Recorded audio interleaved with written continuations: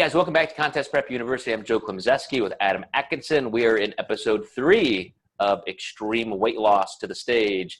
And last time, Adam, we talked about the setup and how people generally even need to be approached with something that's going to be this big of a commitment. But let's pick apart the macros a little bit. Let's get into energy balance.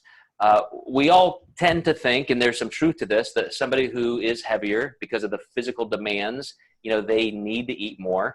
I guess I shouldn't say everybody thinks that, because a lot of people think that, oh, if you're that heavy, you have a super slow metabolism, you have to eat like a bird. It really kind of skews more toward the higher amount of food you can eat.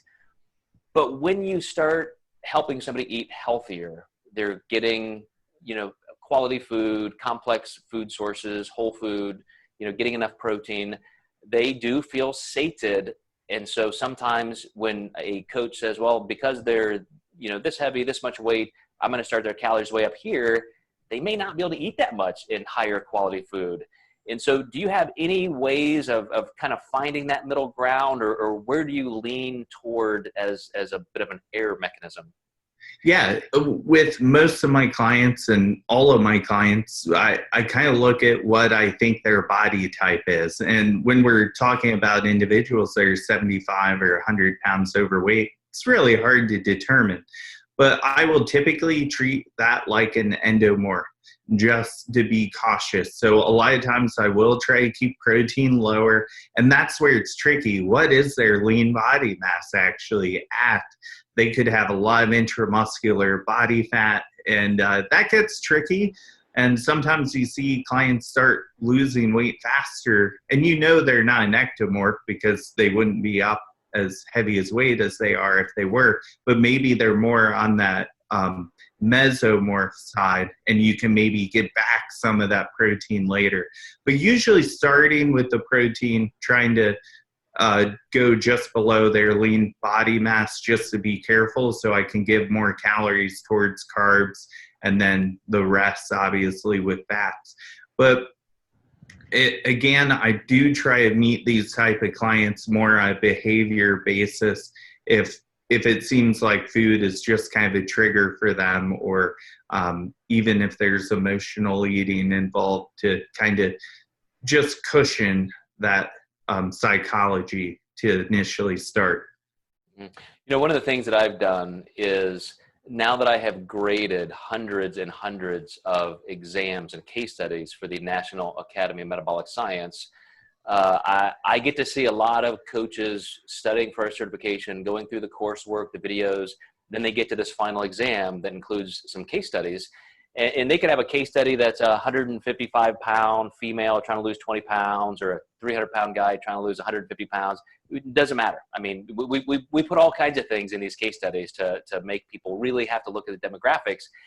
And the people who nail it, the first step is they base everything on a healthy estimated body weight, a goal body weight.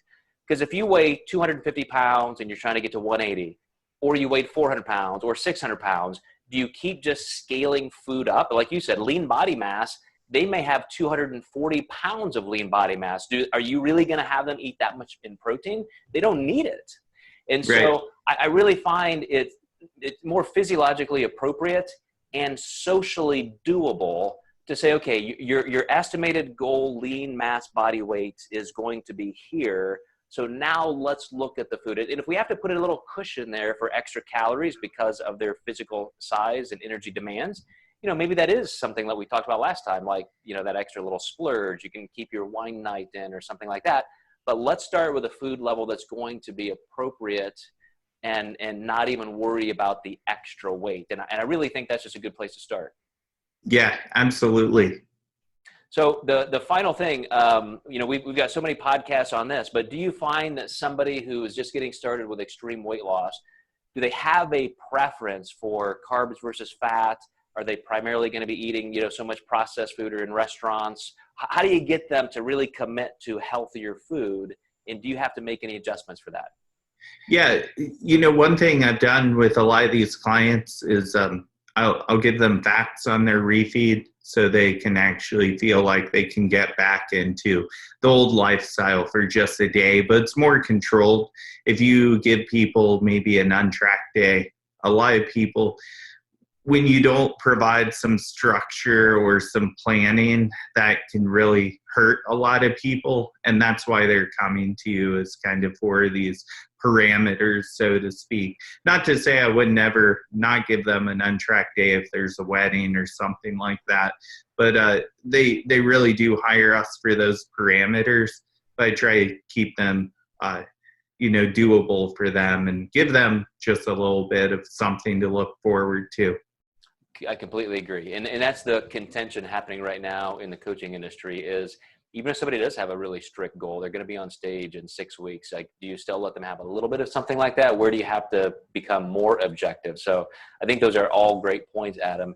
And we're going to break them down in even further detail in the next episode. So you guys stay tuned.